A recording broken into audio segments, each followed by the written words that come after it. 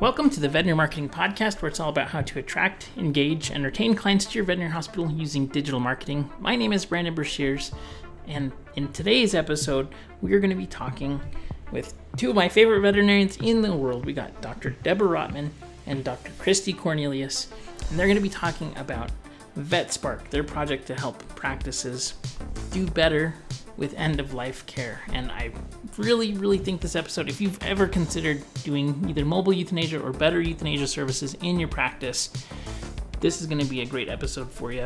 We get into all kinds of interesting topics and it's filled with value. So before we begin, just a couple things. First, if you haven't done so already, be sure to subscribe in iTunes, Spotify, Google Play, or wherever you get your podcast from. Second, this episode is being sponsored by two websites by Brad Haven. We have usedvetequipment.com and newvetequipment.com. For over 9 years now, usedvetequipment.com has been helping vets buy and sell used equipment. You can save money when you buy used, everything from cages, kennels, pumps, x-ray equipment, lasers, ultrasound, dental equipment, surgery equipment, lab equipment from Abaxis, IDEX, and Heska, tables, tubs, and sinks, vet trucks, and vet boxes. What do you have to sell? At usedvetequipment.com, they bring the buyer and seller together. Also, if you're looking for new veterinary equipment with amazing warranties, check out newvetequipment.com, where we show you the price up front. They have digital x-ray equipment, dental x-ray equipment, ultrasound equipment, LED surgery tables, surgery lighting, autoclaves. When you go to newvetequipment.com, you'll clearly see the price on every item for sale, and you're going to also be able to check out the warranty so that you can buy without regret. At newvetequipment.com, they show you the price up front and give you a great warranty. All right, so let's jump into today's episode. We have Dr. Rotman and Dr. Cornelius. Both of them are extremely successful and well-versed on all things end-of-life care and euthanasia. They both have created successful practices in multiple markets, and I really enjoyed this episode. We talk about a lot about marketing, but we also talk about the business aspect of what this looks like and how to add this into your practice. And that's something that they both are very passionate about helping other practices with. But if you are interested at all about finding out more about how they can help you and your practice with end-of-life consulting, you can go and send them an email at vetsparkconsulting@gmail.com. But be sure to listen all the way through. There's so many valuable pieces of information here. You're going to be able to get a lot of value and insight from this interview. So without further ado, here's Dr. Rotman and Dr. Cornelius. So on this week's podcast, we have Dr. Rotman and Dr. Cornelius from VetSpark. Thank you so much for joining us on the podcast. I really appreciate your time today. Thank you for having us. Absolutely. So can you just give us a rundown really quick of how you got started in vet med and kind of your backstory into getting started here? Sure.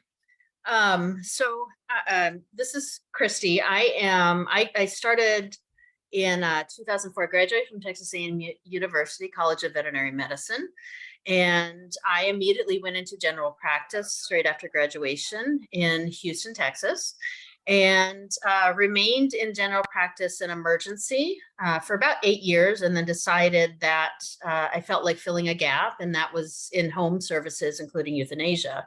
And so I started my first practice in 2012 and grew that out to a size and proportion and service in a metro area. And I was able to sell it to a corporation and then was able to actually move on and started an MBA program at Rice University.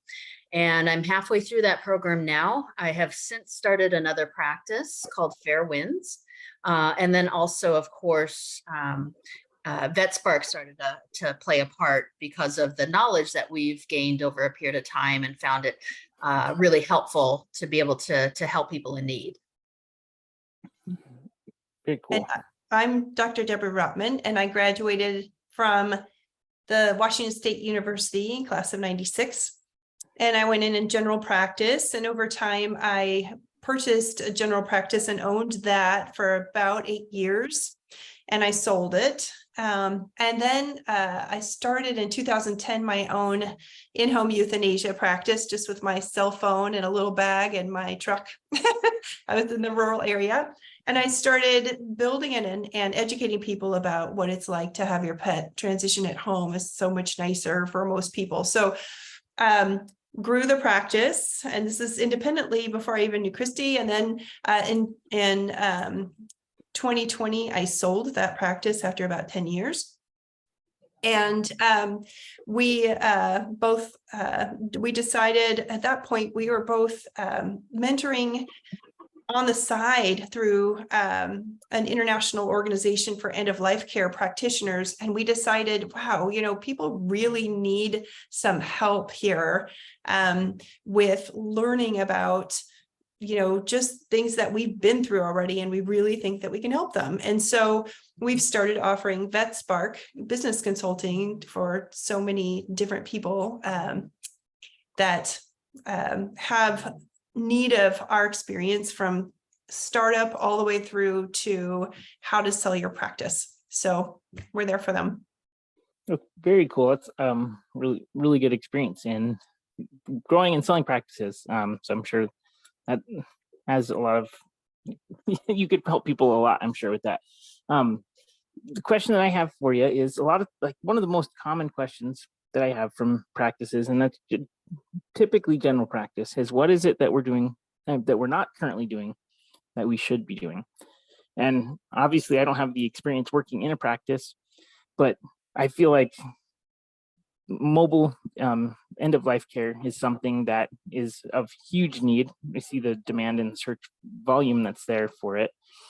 So let me ask you this: what practices do you think should consider doing mobile end-of-life care? And I think most practices are doing end-of-life care in practice, but what kind of practices do you think should consider it? I have an answer for that question because it's such a great question. I've thought about it a lot. I'm seeing in very small geographic regions and there's too many practices, in my opinion, to be able to support each practice fully successfully. So it'll seem like there'll be a super successful one and then a whole bunch of other ones that are not quite as successful as they want to be. And I think the answer to that, in my opinion, after thinking about it a lot, is for some of these practices to combine together, to join forces so that they're not all trying to compete or branching out. And I'm the dental practice and we have a specialist that comes in once a week, but otherwise that's all we do is dentals. And then another one could be, hi, we're the radiology practice. And so everyone sends their x-rays to this practice. And hi, I'm the surgical practice. So everyone sends their surgeries to this practice. So the regular DVMs do regular surgery and they have a specialist in a couple of times a week to do the specialty surgeries. So I'm kind of seeing that might be the best way for general practices, because in general practice, those doctors can see 2, 3, 4 appointments an hour. Where I am located currently, I've started another in-home euthanasia practice just recently, the last couple of months. You can see one appointment every 1 to 2 hours. So you get one appointment. So as far as generating revenue, if you take your doctor that's in the practice that needs to see 2 or 3 appointments an hour and you send them out on the road, their production goes down quite a bit, and they have to support that very expensive hospital and all of that radiology equipment and dental equipment and surgical equipment and your support staff. And so their expenses are much higher. So you could hire a vet on the side to do in-home euthanasia. Absolutely, you can capture that revenue. But I feel like there's got to be a smarter way to act when you have this huge overhead, because an in-home euthanasia practice in general has a very low overhead. We don't have a building. Every team member is mobile. So we don't have to worry about any of that. All the revenue that we generate is, really great revenue, and it's very productive. Whereas in a regular practice, they've got huge amounts of overhead and lots of staff and team that have and equipment that's required by law that they have to have on hand in case emergencies show up and for surgeries. So it feels like there's got to be a better way to consolidate some of those practices so that maybe they're not corporations, but they're working together better, either combining practices or each one doing their own little more specialized services. That was my thought. Christie, did you have a thought about that? Yeah, Another type of model, of course, is hiring a dedicated team within your practice to focus solely on the end of life, because there's so much there and so much that's different from other things. I think it would be more efficient to have a dedicated person or two at first to start these services and see how well you're able to grow and attract new clients because of that, and how you're able to actually increase your goodwill and your customer value for adding these types of services. But if you're doing it, you need to do it really, really well, because end of life is a very sensitive part. And so you want to make sure those you're choosing for those types of services have complementary skills that can handle that type of emotion and situation. And sometimes it can get complicated. And so you want to make sure that you've got a well-trained team. That makes a lot of sense. Go ahead, Dr. Rotman. Yes, and I agree with that, Christie. And also, some people will add on a crematory. So an aquamation facility, because an aquamation an aquamation unit is pretty small. So you can add it into many veterinary clinics. So if you're an emergency clinic, for example, and you're doing, 100, euthanasias a month, well, you could potentially add on an aquamation machine and just right there in your facility and be cremating your own pet. So that would way to increase revenue. And you could also extend that help to other people as well. So I'll offer that to other veterinary clinics also. That's really smart. With general practices, do you think, and based on your experience working in general practice as well, how many clients would you say you'd need to support a relatively decent amount of mobile euthanasia cases, just from like managing your current client base and things? Do you have any kind of insights on that, or do you think that most practices need to be advertising and bringing in additional end of life services on top of the current clients that they're working with currently? I think you could always start by offering the service internally to your current clients, but then also obviously work on a marketing plan to attract new clients specifically for that service. And there are certain ways in order to do that.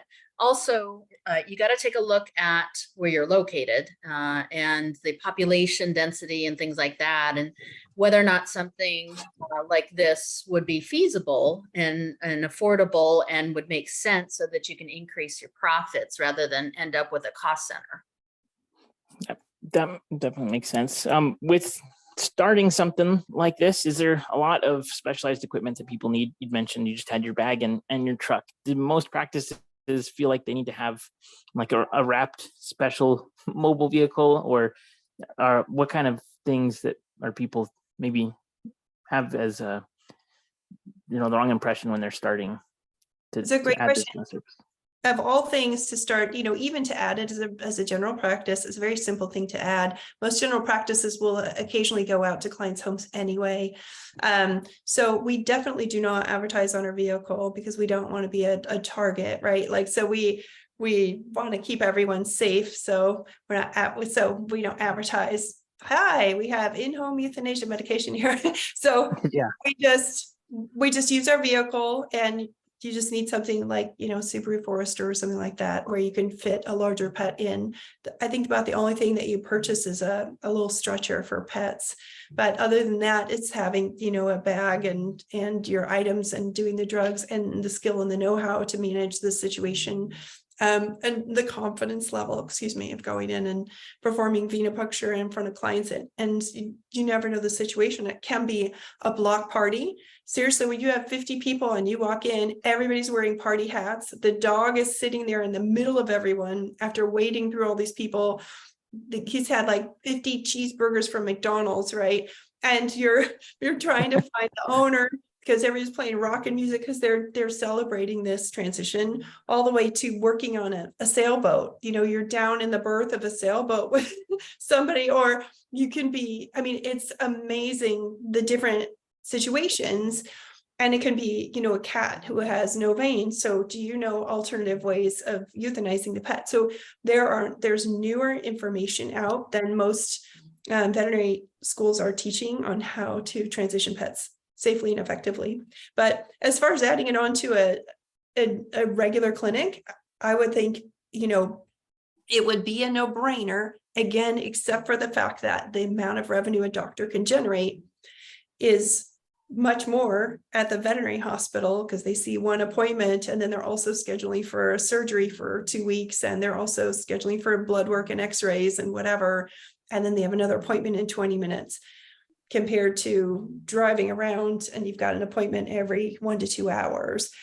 So as Christie said, you would have to have a dedicated person, but then you're paying a dedicated veterinarian to do that. So you would, you might have, if you have a retired, the best situation I could think of is if you have a retired vet who's kept up on their in-home euthanasia education and the newest ways of euthanizing pets, and they're a retired partner or something, or somebody who works part-time, if they could dedicate maybe testing the waters at first before you go and invest and hire a full-time vet, because they're kind of hard to come by and you want to be able to pay them. Definitely. That totally makes sense. I guess with general practices and the ones that you've worked with that have maybe added this on, what would you say are kind of like the maybe characteristics of the practice where it works really well for them? Do you think this is something that could help? So a little bit of context is that almost all the practices that I'm talking to nowadays are saying we're seeing slowdowns, and we're, used to be booked out 2 weeks, and now we even have appointments available. This week we're not booked out, and we have appointments available usually same day. So now they've got holes in the schedule, and they've got staff just kind of sitting around, and they're not sure what to do to turn things around. What kind of characteristics of general practice would you say would be a good candidate for adding something like this? Is that something that you think would help to fill the schedules if somebody started slowing down, or if their practice revenue started slowing, their growth started slowing, or what are your thoughts on that? Yeah. In terms of, right, we are experiencing a little bit of a slowdown. Marketing, good strategic marketing will go a long way here, in that you can actually, and I've done hybrid practices where I take appointments in clinic and then also in the home.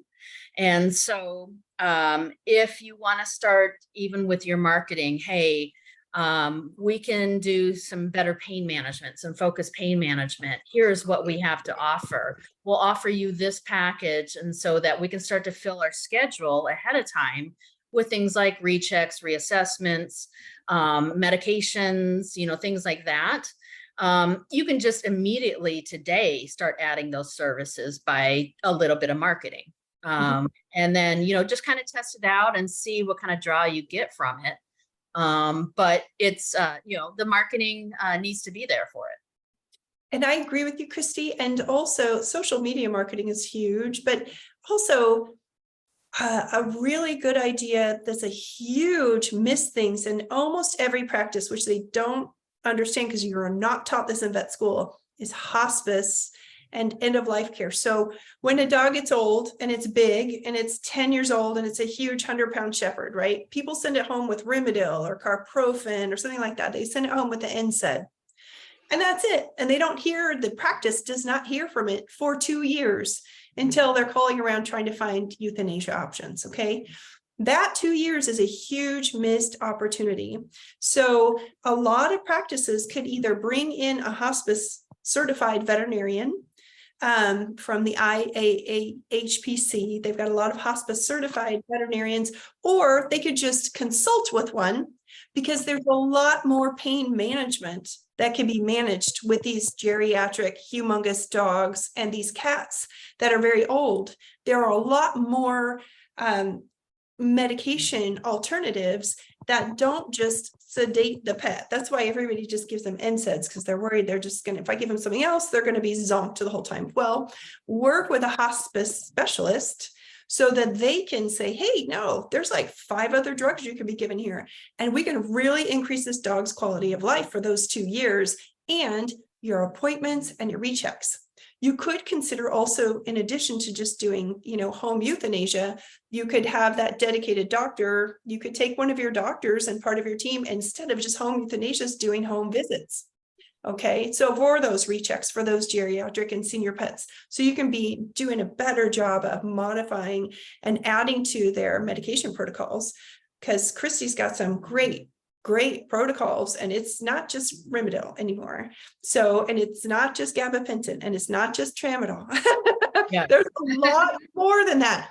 Additionally, there are care packages that you can offer for pets who are literally dying. So the client's, panicking, you can sell them a care package. What do I do if it crashes overnight? Well, we have this care package that's individualized with medications and drugs for your pet in that emergency, what happens in the middle of the night. So you can get it through to the morning when we can see them. So there's a lot more that can be done in addition to the home euthanasia, because they're missing that step of that hospice time, that senior pet care time.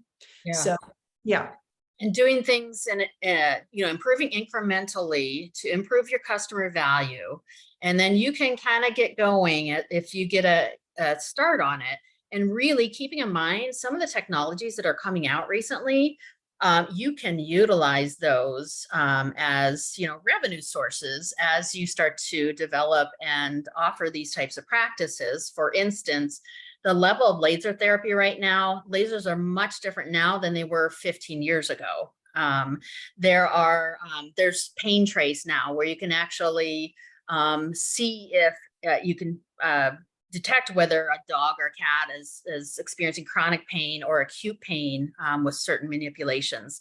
There's digital thermal imaging as well. Sometimes you could see where the pet may be painful or having issues. And so a lot of that, investing a little bit in some technology can go a long way too, as long as you understand what the value is and you're able to convey that to your clients.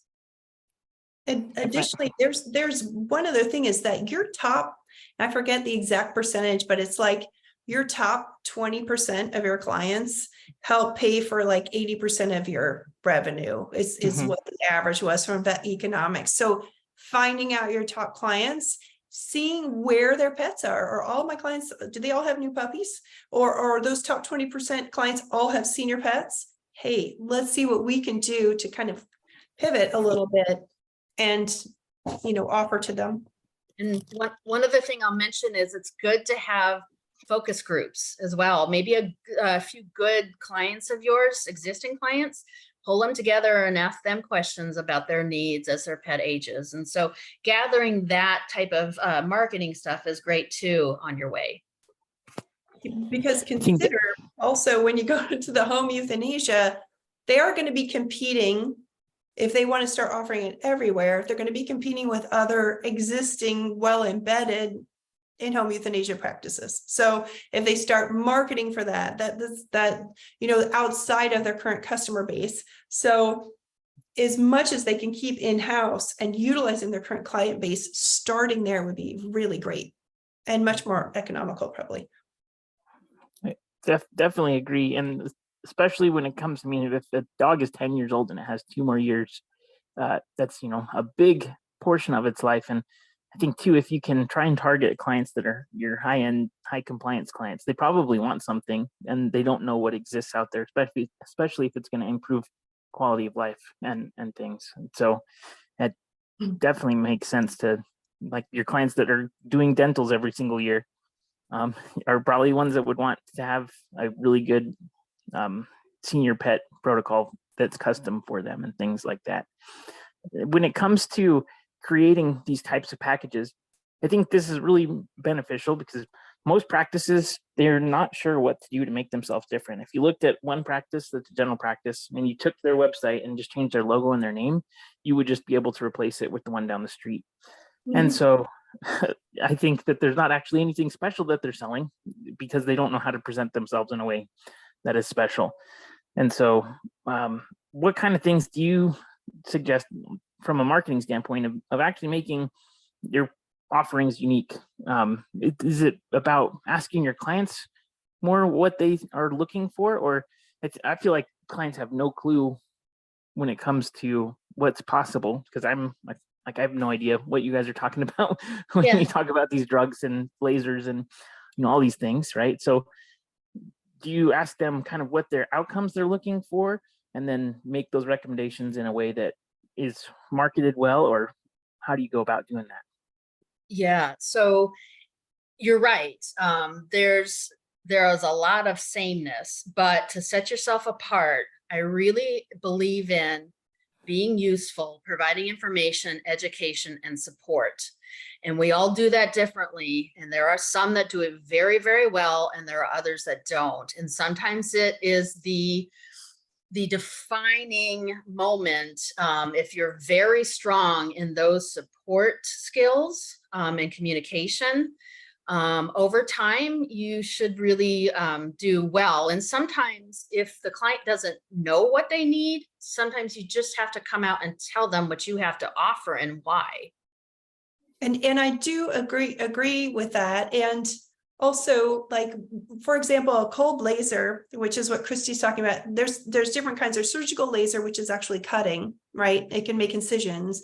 And then there's cold laser, which is like just this, like, it looks like an ultrasound thing, and you just take it and you rub it along the pet, right? And that can really help target and reduce inflammation and arthritis pain in pets. And it's something that a technician can go out and do once an exam and a client-patient relationship has been established. But advertising this, hey, we can really help with arthritis and we can really see a difference. And if you make it affordable enough that they can buy a package of 5 or 10 of those with a technician, advertising senior pet care and how you're different. That's a huge one for dogs and for cats especially. And then just making sure that your follow through. I've just found that the follow-up with many veterinary clinics is not, it's either not with a veterinarian or a technician who understands, or a pet nurse who knows anything about the pet. You can't just, in these cases where you're really struggling, you need to get people on the phone that know how to answer clients' questions and do a really good job about talking about that case, instead of saying, hey, how was everything for you? We just wanted to check on you. Thank you. Bye. Well, that's good. That's better than a human doctor would ever do. But then we need to go one step further, like, hey, we wanted to know, how was Fluffy feeling after that dental? Did she wake up okay? We also know she's been limping on her right front. Did is that feeling a little better with the medication we sent? They're being very clear and specific and having those caring conversations with them, and following up with phone calls. Hey, we know we sent Riley home with Rimadyl. We actually have some new, better things that really might help him get around, because we noticed from his last thing, he was really gimpy. We've got a new laser that, and you say it's this, you just kind of massages over them and they love it. It makes them just feel sleepy. So the people aren't scared with the word laser, right? So you're just talking with them and you're having these individualized conversations and messages and emails to your clients that are specific to each person and their pet, so that they're wanting to read that. So those would be some more ideas. Yeah. And I'll just add, we're all talking industry-wide about our ability to leverage our, veterinary professionals.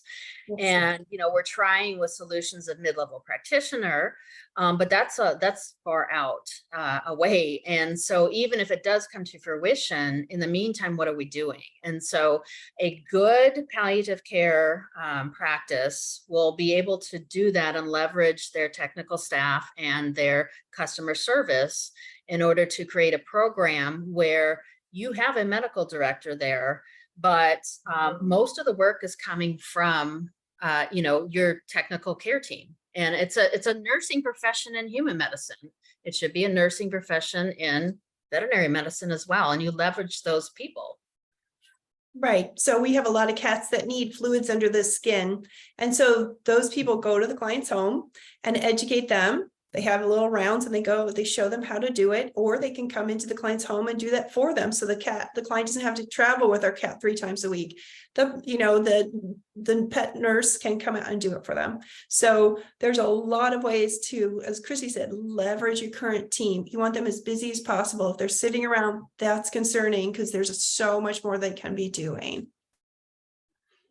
So tell me about how you help with VetSpark, because this is, I mean, there's a million different aspects to all of this, and it seems pretty overwhelming to the point where you just would be like, I don't know the first step to take. So how do you typically work with VetSpark, and how do you help practices?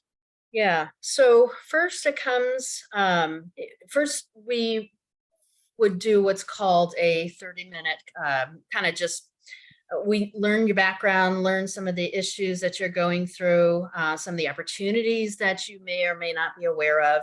We generally just kind of audit the present business strategies. And then what we do is we're able to work with startups. We work on the operational strategy. We work on strategic marketing. We work on leadership aspects and taking care of a team and mentoring and coaching and work-life balance. And so we're taking care of the leader and we're taking care of the team at the same time. And although it seems really overwhelming to, number one, start up, or two, to make a change, it's all about making the complex simple. Yes. So come to us and we'll help you with that because we're going to go, but we will go over, we're going to crawl over probably every aspect of your business from the ground up. We begin at the beginning. And we'll focus and target. If somebody just says, I really just want to focus on marketing, we are going to be responsive to any requests that people have. But a lot of times marketing ties in with, wow, why are your hours, your competition closes at 5 and you close at 4 every day. Let's look at that. So the marketing then just is springboard into, well, what are your hours? Can you come in late and stay late 2 nights a week, right? Or be open on the weekend because no one else is. Like, how can you shine when other people aren't? So we really want to specialize in that. We don't want to make you as good as your competition. We want to make you better. That's definitely an important thing to do. And when it comes to, having the experience both with general practice and then specializing in euthanasia, I'm sure there's just a lot of things that people don't see because they're so close to their practice. And that's every business, right? So you'll talk to somebody and they'll give you the simplest idea and you'll say, well, I didn't think of that. And it's super obvious, but you're just so close to it, you can't see it. When it comes to especially the marketing of the practice, I like that you're really focusing on what makes you different and how to be better. So marketing through your product and your product creation. When it comes to adding, let's say, end of life care in general, what do you think are the most important factors for making yourself different in marketing?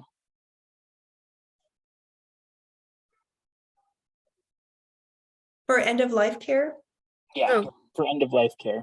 Yeah, I think the first step is to know what everyone else is doing. Mm-hmm. Know who your competition is, why they're your competition, and then be at least that good, and then start looking for strategies to be better. In terms of marketing, obviously, you want your target, and I will say generally for us in end of life, people that are willing to spend the money and resources on their pets at this time. Targets are typically, millennials are a huge target for us right now.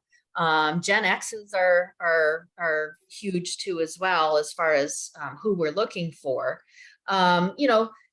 Those people that are spending money on their pets are also spending money on things like, gym memberships and Starbucks, and they go to Barnes and Noble, and so it's kind of good to know their behavior outside of veterinary settings as well to really get a good idea of who you should be targeting. It's also really good to do your homework. Just in general, you probably want to take a look at organizations like the IHBC. There's a organization called CAETA, CAETA. It's a really good program set up for education and how to perform effective, emotionally intelligent euthanasias. I think it's very, very worth your time and resources to look into those programs to help you out. Mm-hmm. And another thing that you can do also, in addition to those, getting the background for doing it, practice in your hospital, elbow everyone else out of the way and practice your venipuncture, practice your dorsal pedal is the new, the new vein of the year. So everybody's loving that. Practice doing intrarenal injections for euthanol for cats. Practice, there's a lot of newer things out. So you don't have to find a vein sometimes for these at all for cats for doing euthanasia now. So there's newer ways of being that. So get on top of those things. Contact us if you have questions. And also, when you're establishing in your area, contact every veterinary clinic, establish with them, introduce yourself. If you can't go to every single one, call them personally, say, hey, I'm new in the area. Here's who I am. Would you mind adding me to your referral list? Here's my name. Here's my website information. Here's our email address. Introduce yourself and then follow up with them and send them supplies. But you will be surprised at how many veterinary clinics there are. And so really try to do that. Now, the challenge that a veterinary clinic is going to have if they're adding home euthanasia to their services, they're limiting themselves in a way, because one of the things that veterinary clinics like about us as a home euthanasia provider is that I don't offer vaccines. So I'm not in competition with any of the veterinary clinics in my area for the most part, right? I'm not going to steal clients because they love me because I come in and doing home euthanasia. So as a veterinary clinic expanding into the euthanasia field, they might experience that difficulty that other veterinary clinics, they can't, they're not going to be marketing to other veterinary clinics their in-home euthanasia services because they're going to be like, well, no, we're not going to send our clients to you. So that may be a little hiccup there. Yeah, I think building your network is one of the best things that you can do, whether or not you're adding or you're starting. Get to know some of your community leaders, get to know some of the vet clinics in your area. You can work cases together with another general practitioner. If you don't have the capabilities of doing x-rays or imaging or other things, you can actually work on a patient together by referring them for those needed services, and then they can refer back for you to continue, your strategic plan, and you're acting kind of like a quarterback for the family. Then do you suggest doing any kind of financial incentive for the practices that are referring, or how do you approach that? I don't believe in that, honestly. I really feel that it's a goodwill thing. It's a connection. It's a relationship thing. Mm-hmm. So what you're putting into it and getting out of it is relationship and networking. Yeah, because you're providing an excellent service for the client.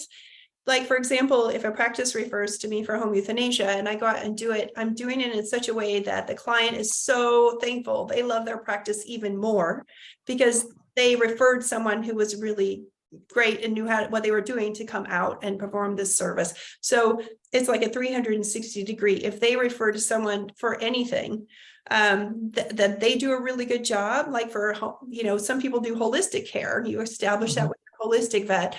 When they refer back, oh my gosh, the client's so thankful, and they'll come back to you. It's like letting them free. They'll come back to you. But if you send them to a good person that you personally have evaluated, yeah. Makes sense. I was just curious. In the marketing world, there's a thing called white labeling, where you can basically have a workforce that is another company that acts like your company.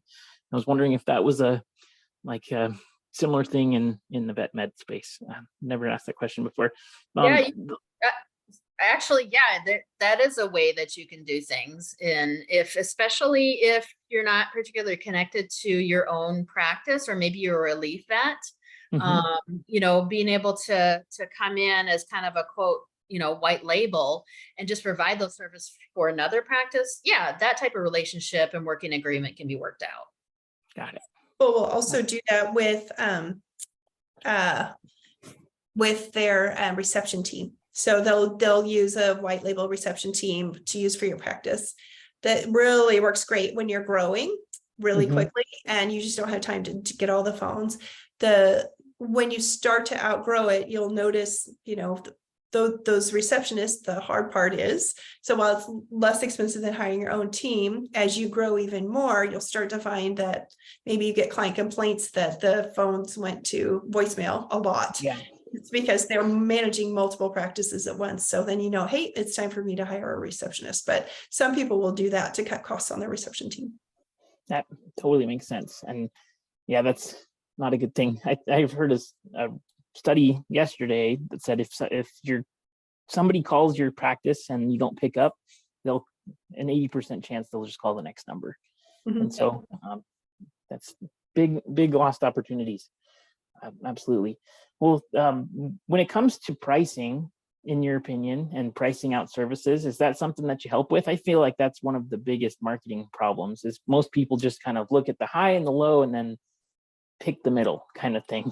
Most practices aren't super profitable. So using your competition as your gauge for what should be charged is kind of weird. Do you help with that kind of questions? Because those are questions all the time I hear. Yeah, we do. And I agree with you. I think it's a mistake to look at your competition and base your pricing on them. I think the approach should there's two aspects of it. It's the value that you're bringing. So that's value pricing.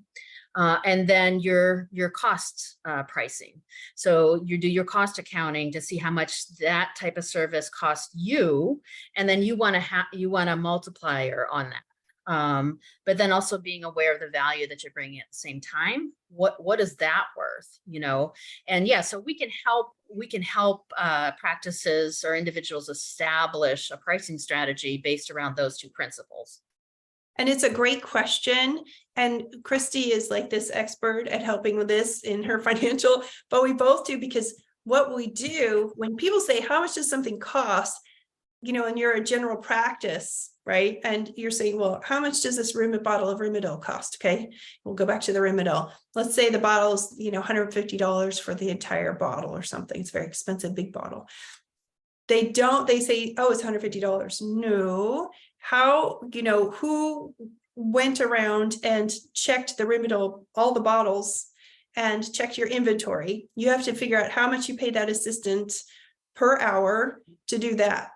Then you have to figure out how much you paid per hour for the person to get on the phone and place the order. And how much did you pay? How much time did it take the person who received the order to unpack the order and label it? How much, then you have to appropriate the amount of rent you're paying on the building, and how long and how much space is that taking up on your shelf, and how long is it on that shelf?